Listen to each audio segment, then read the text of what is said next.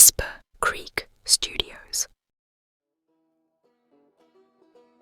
If you're from Appalachia, have you ever driven through a part of these mountains where the road narrows without warning, turns from asphalt to gravel, and where the ridges seem to close in tight on both sides of the road?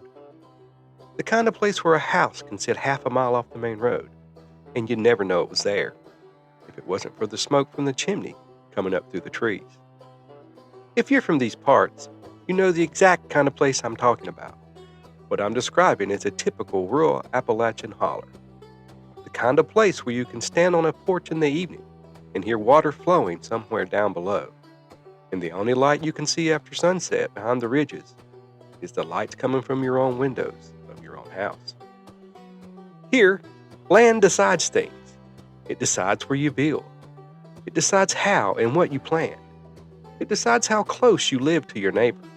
And sometimes, whether you meant to or not, it decides how visible you are.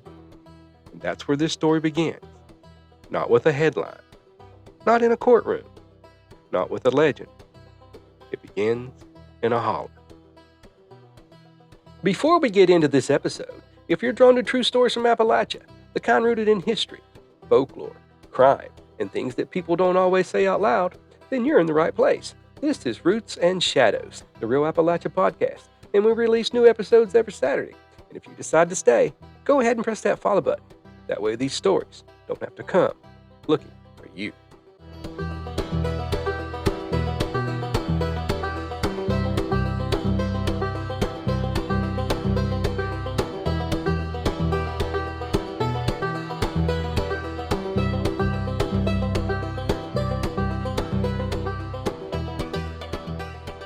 Before I got in too deep, digging through records and researching for this story, I felt like I needed to stand somewhere first. Somewhere to help me to be able to share this story with you. Not a marked historical site, not a library, just a place that felt like the kind of ground we're talking about. So I went looking for a holler. It didn't take long, because here in Appalachia, if you turn off the main road and keep following the gravel long enough, you'll eventually find what you're looking for. I parked where the road narrowed and walked across an old wooden bridge, half rotten, that crossed a shallow creek, a little deeper from the recent snowmelt and rains. And on the other side, as I started walking up what used to be a road, you could tell by the shape of it, even though it was overgrown now, brush closing in, edges falling off, but it had once carried wagons and people. That old road led to the head of the holler, to a house that had been standing long enough to fade into the trees. The boards had weathered gray, the roof somewhat caving in. The soil around it was poor and rocky, not the ideal place to grow crops. Steep hills rising on both sides. Standing there, I understood something. This wasn't a hiding place in the dramatic sense. It was private. It was quiet. The only obvious sounds were the flowing of the small mountain stream, and from me, who was breathing heavily after walking up that steep grade. It was a little over half a mile from where I'd parked my car, far enough that no one would wander up by accident. If someone came that far, they had a reason to. And in those days, people respected that. When a family built that far off the beaten path, you assumed they wanted peace, or privacy, or maybe just simply distance. There were invisible boundaries in these mountains, and most folks understood them.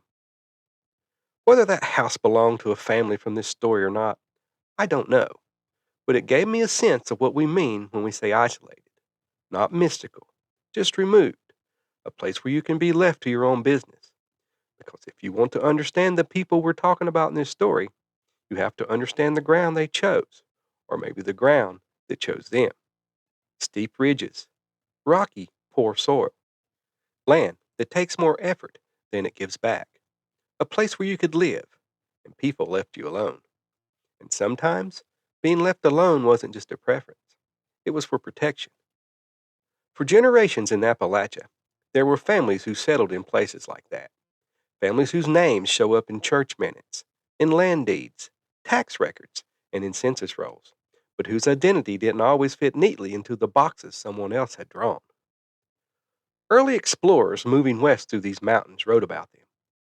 They described finding settlements of people with dark hair, darker complexions, with blue and green eyes, not clearly native, not clearly African, not lining up with the racial lines that the tidal and coastal groups were starting to draw more firmly.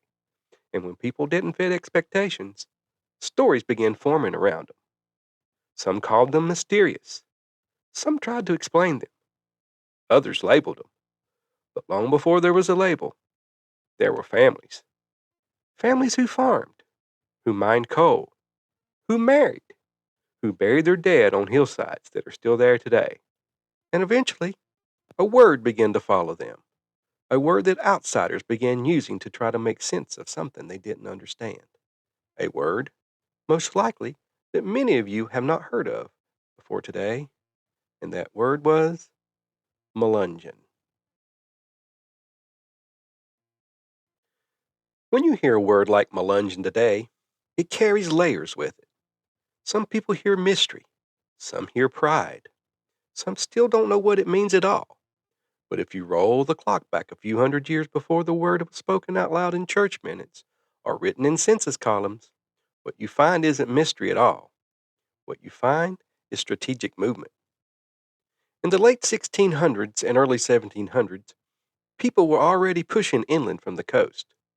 Virginia wasn't just Jamestown anymore. Families were moving west, following rivers, cutting paths through forest, looking for land that hadn't already been claimed. Some of them came from England. Some of them came from Scotland or Ireland. Some were already here, native nations who had known these ridges long before the Europeans arrived. Some were enslaved Africans brought against their will into a system that didn't offer them choices. And along those changing lines, along trading routes, along frontier settlements, along places where records were slim and survival mattered more than documentation, people intermarried, lines blurred, and categories weren't quite yet established in the way that they would be later. That's something we forget when we look backward. We imagine early America as neatly divided, but on the Appalachian frontier, life was rarely neat. It was practical. It was hard. And if someone could farm, if someone could hunt, if someone could help you survive the winter, that mattered more than how distant lawmakers in Williamsburg might have classified them. Over time, some of those families moved deeper into the Appalachian frontier. Not all at once, not in some single migration wave, gradually, following opportunity, following land, following distance, searching for better lives and opportunities. By the time explorers and surveyors began writing more consistently about the Appalachian backcountry in the 1700s, they occasionally mentioned settlements that surprised them. Families living farther west than expected. Peoples whose appearance didn't fit the tidy racial assumptions carried from the coast. Dark hair, brown skin, sometimes light eyes that puzzled the explorers. Features that didn't line up with what they thought they would encounter. Settlers wearing European style clothes, and instead of living in log cabins, the typical Appalachian dwelling, they were living in houses, speaking a broken old English with strange dialects, many identifying themselves as Portuguese. It wasn't that these families suddenly appeared in the hollers of what we now call Upper East Tennessee and far southwestern Virginia. It was that they didn't fit the idea of what people thought that part of the frontier was supposed to look like. And when someone doesn't fit the narrative, folks don't usually question the account. They start inventing explanations.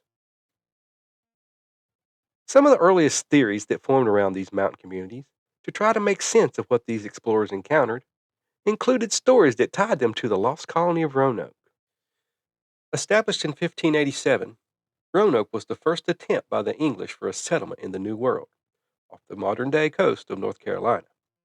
And when the expeditionists returned from England in 1580 with supplies, expecting to see a thriving, growing colony, they found the colony deserted, abandoned, no sign of life, and the only clue was a single word carved into a post, Croatoan. And to this day, whatever happened to the people of the Roanoke colony is one of history's greatest mysteries. Others attempted to explain their existence from Mediterranean or Middle Eastern ancestry because it felt like an easy explanation for what they thought they were seeing.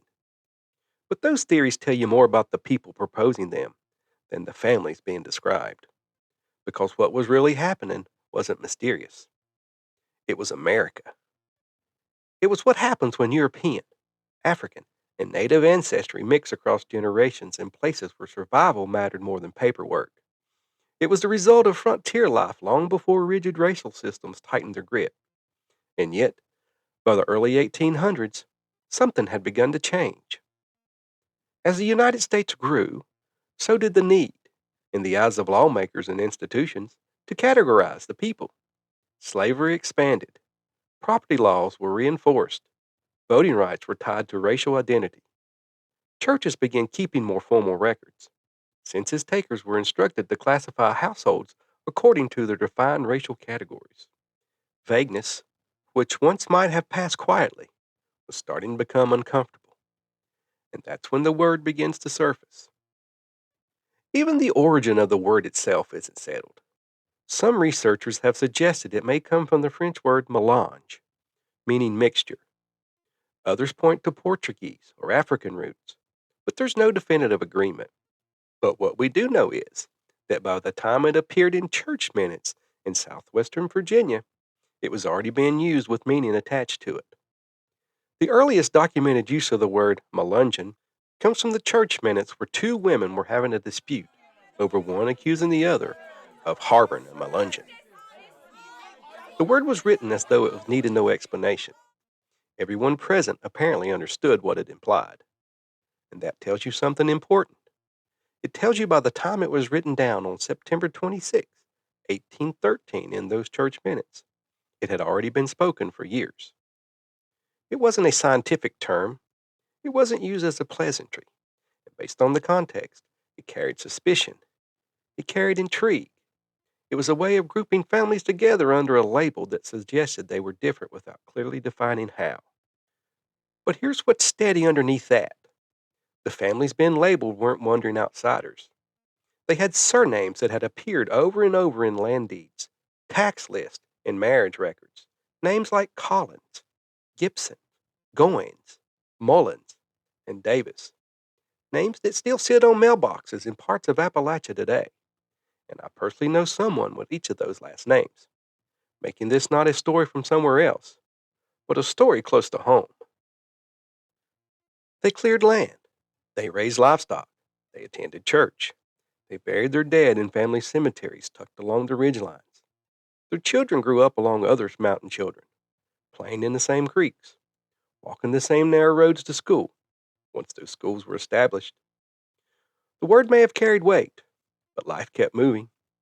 By the early 19th century, some of these families had settled heavily along places on Newman's Ridge in upper East Tennessee. It wasn't an accident. Ridgeland was available. It was steep and rocky and required work, but it offered distance. And distance, in a time when racial laws were tightening, can mean a kind of breathing room that one was looking for. No isolation for mystery's sake. Space was endurance. And while outsiders sometimes wrote about them in tones that leaned toward speculation, within the community these were simply families, neighbors, kinfolks. That's something that gets lost when later writers romanticize or sensationalize the story.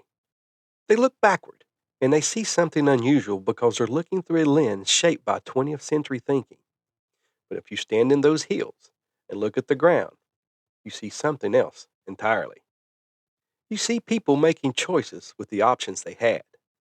You see families planting corn in soil that didn't promise much but gave enough. You see men working in the timber, later in the coal seams, as industry crept into the mountains.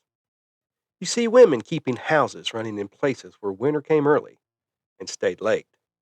You don't see a mystery, you see work. But as the nation moved deeper into the 19th century and racial definitions hardened into law, ambiguity became harder to tolerate. What might once have been passed over as a local variation began attracting scrutiny. And that's where it begins to become real, not in folklore, not in shipwrecks or vanished colonies, but in a moment when early America, especially on the frontier, was more mixed, more layered, and more complicated than later generations were comfortably admitting. And in that discomfort, a word was used to draw a line: Melungeon. A word that would follow families for generations, a word that would carry skepticism, sometimes insult, sometimes confusion, a word that, for a long time, was spoken more by outsiders than by the families themselves. But before it was ever written in those church minutes, before it was ever debated in courtrooms, before it was ever reclaimed by descendants, there were simply people living in hollers and on ridges, building lives in the only way they knew how. And they were always here. And eventually, description turned into decision. For a while, a word could live in conversation without much consequence. It could be spoken in a meeting or quietly mentioned in conversation, and it would not move much further than that. But as the 19th century moved forward, the country itself was changing. Lawmakers were writing clearer definitions. Courts were drawing firmer lines. Rights were being attached to categories in ways that didn't leave much room for gray areas. And gray areas were where many of these mountain families lived. Not socially, they were known in their communities, but on paper, in records, in the places where government decided who counted as what. By the 1830s and 40s, Tennessee and other southern states were tightening their constitution. Voting rights were tied to race. Property laws and the option for militia service was framed around classification. It wasn't enough anymore to be known by your neighbors. Increasingly, it mattered how you were defined in government ink. That's where a name like Vardy Collins enters the story. Vardy lived along Newman's Ridge in upper East Tennessee, an area long associated with families labeled Melungeon by the outsiders. He wasn't a traveler passing through unfamiliar land. He wasn't a roomer. He was a resident, a farmer, a business owner who owned a hotel, and an article from 1848 describes him as the chief cook and bottle washer, meaning he was in charge of everything.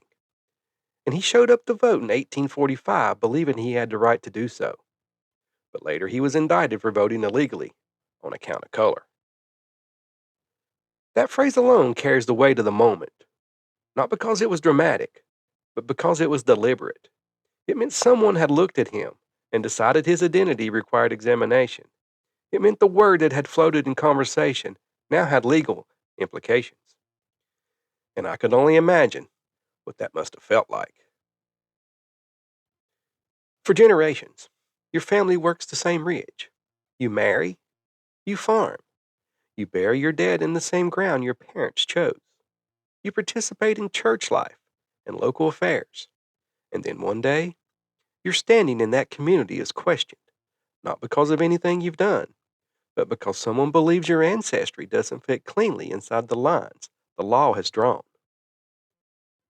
The Collins case did not result in a sweeping declaration from the highest court of the land, announcing his identity one way or the other. The record is unclear if his case went to trial or whether charges were just dropped. But what I was able to find out was that he wasn't convicted of those charges. But the damage had already been done. The question had already been publicly asked. And once a question like that enters the record, it doesn't disappear just because a case ends.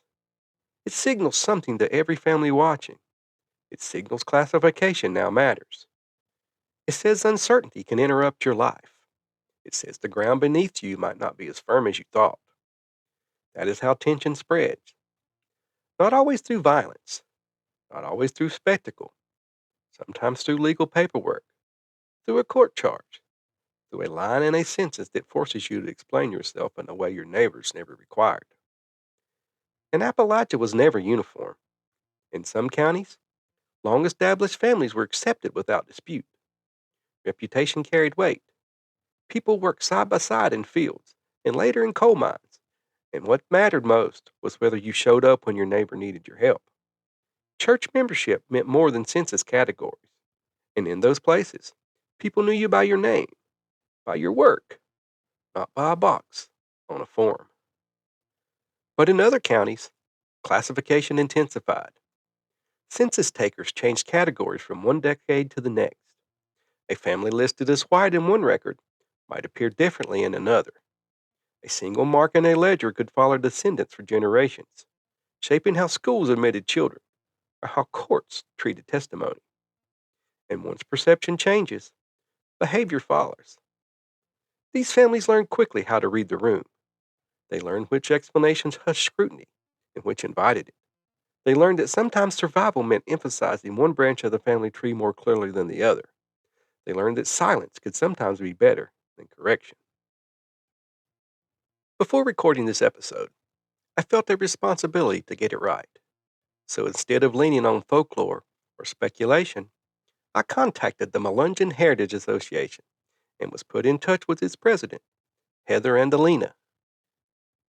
When I asked Heather when she first learned her family was considered Melungeon, she didn't describe some dramatic discovery. She described a kitchen table. She said, "Our family story was that we were Cherokee and Native ancestry. That's what was passed down," she said.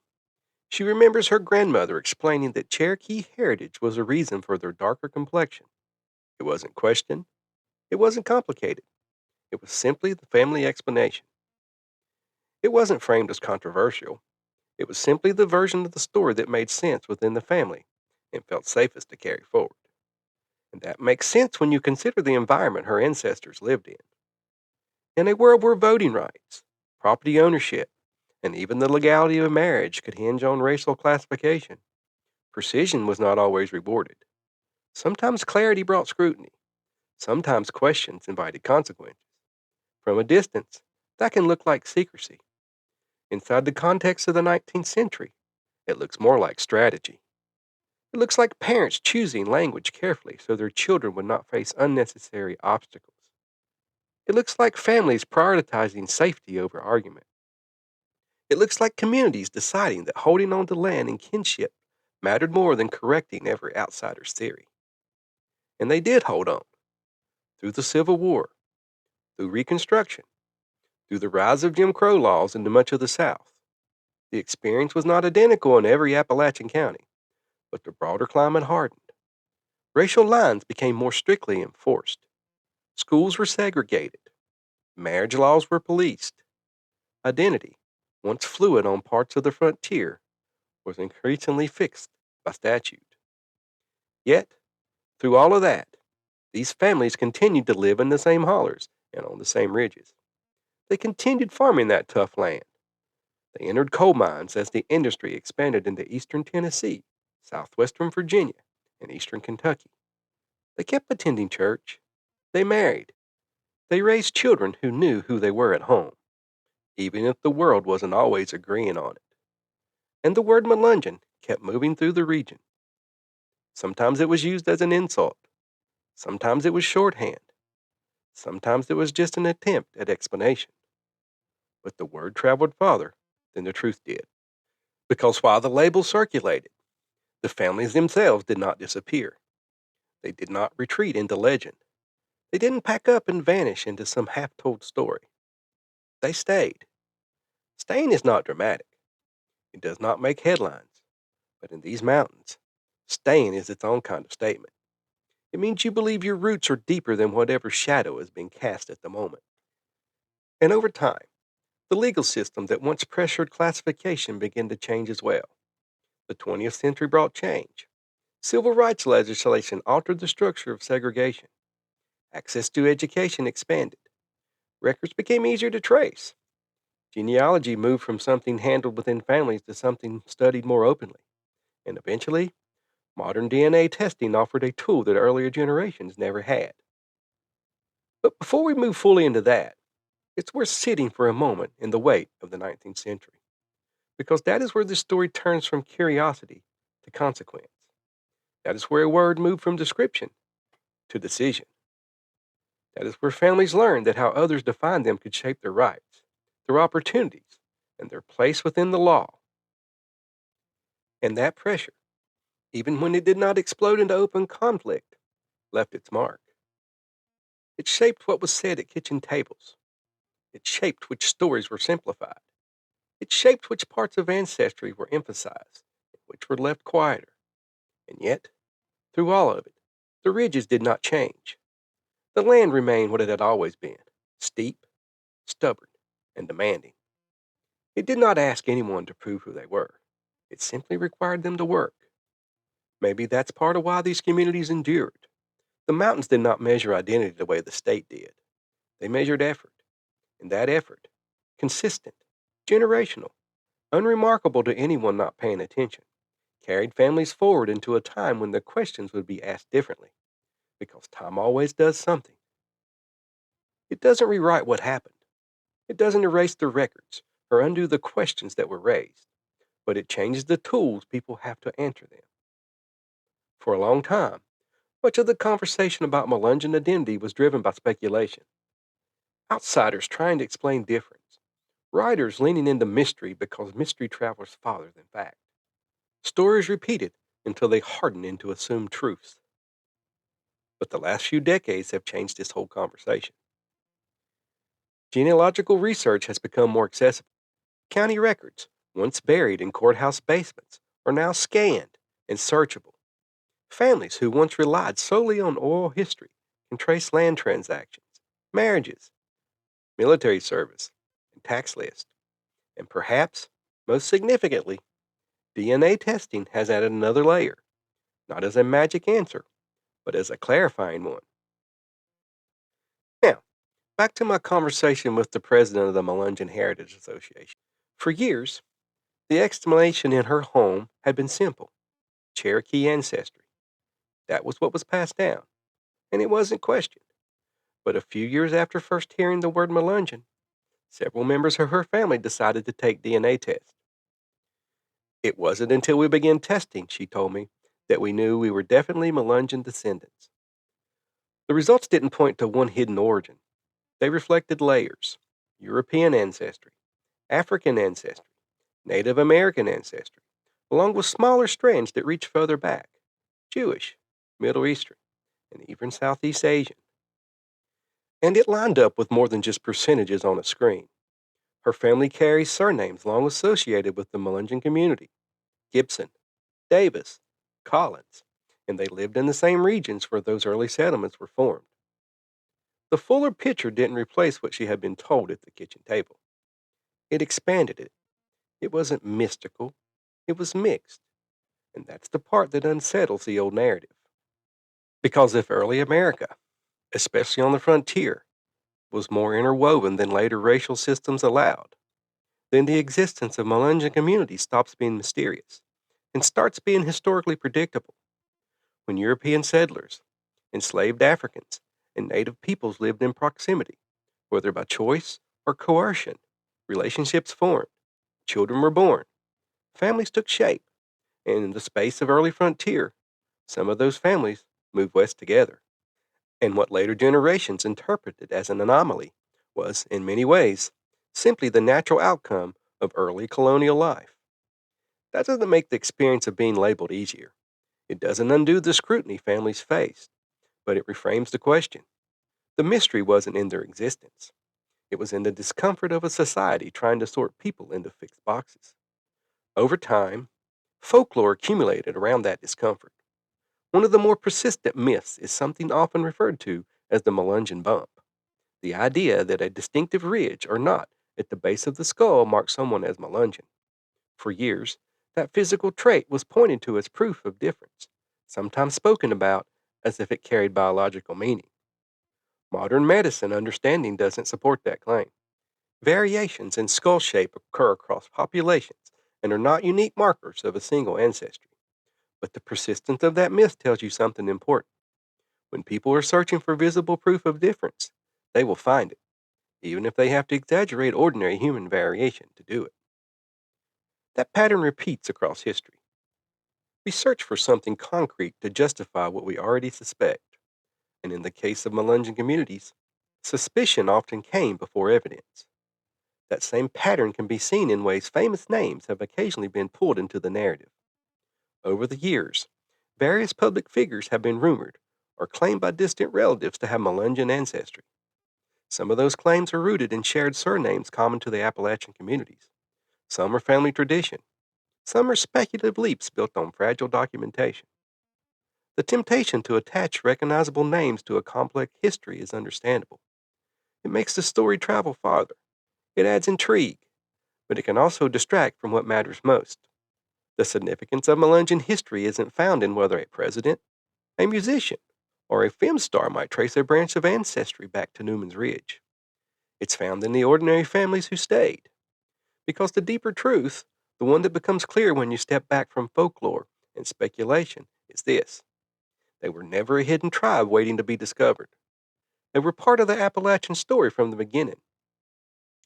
When I asked Heather what people most often get wrong about Melungeon history, she didn't hesitate. One of the biggest misconceptions, she told me, is that we're some kind of mystery, that we were discovered in Appalachia. She said the more she researched her own ancestry, and the more work she's done with the Melungeon Heritage Association, the clearer it became. There wasn't anything mysterious about them at all. They were always there. They simply settled in more isolated parts of Appalachia, which made it look to outsiders like they had appeared out of nowhere. In reality, she explained, Melungeon families migrated inland right along early settlers like Daniel Boone. Many trace back to coastal Virginia, Maryland, North Carolina, and South Carolina before moving west. They weren't a hidden people waiting to be found. They were part of the same westward movement that built the frontier. And that changes the entire framing of the story, because once you understand that, the mystery dissolves. When you trace migration patterns from coastal Virginia and the Carolinas into the Appalachian interior, you see continuity. When you examine land records, you see families buying, selling, and inheriting property in ways consistent with their neighbors. When you look at military service records, you see participation in wars that shaped the nation. When you study church minutes and census rolls, you see repetition of surnames across generations. That's not mystery, that's settlement. And yet, because racial frameworks hardened over time, because laws required clear classification, because outsiders sometimes preferred romantic explanation over complex truth, the label Melungeon carried weight it did not choose. Heather described discovering, later in life, that both sides of her family carried Melungeon ancestry. It wasn't a revelation in the dramatic sense, it was recognition. The pieces that had felt separate, the simplified explanation at the kitchen table, the brick walls in the family tree, the DNA results began aligning. And in that alignment, something changed. Not pride in mystery, but clarity. The ability to say plainly that ancestry in early America was layered, that frontier communities reflected that layering, and that the attempt to force those families into rigid racial categories was a later imposition. That clarity matters, because when we remove the exaggerated edges, the shipwreck stories, the skull myths, the celebrity attachments, what remains is something more grounded. Families navigating a nation still deciding how it would define race. Families adopting language when necessary. Families choosing land that offered both opportunity and distance. Families who endured scrutiny, not by disappearing, but by staying. The Melungeon story, when stripped of folklore, becomes less dramatic and more instructive. It reminds us that American identity was never as tidy as later generations preferred. It reminds us that the frontier was a place of mixing long before lawmakers tried to freeze identity in place. It reminds us that classification systems often tell us more about the fears of a society than it does about the people being classified. And perhaps more importantly, it reminds us that misunderstanding can persist for generations if it goes unexamined. Today, organizations like the Melungeon Heritage Association work openly to preserve history, share research, and connect descendants who once might have navigated these questions alone. The word that once carried suspicion is now spoken with context, not as a badge of mystery, but as acknowledgement of complexity. And that is where this story settles, not in legend, not in accusation, not in romance, but in understanding. The mystery was never in who they were, it was in how others tried to define them.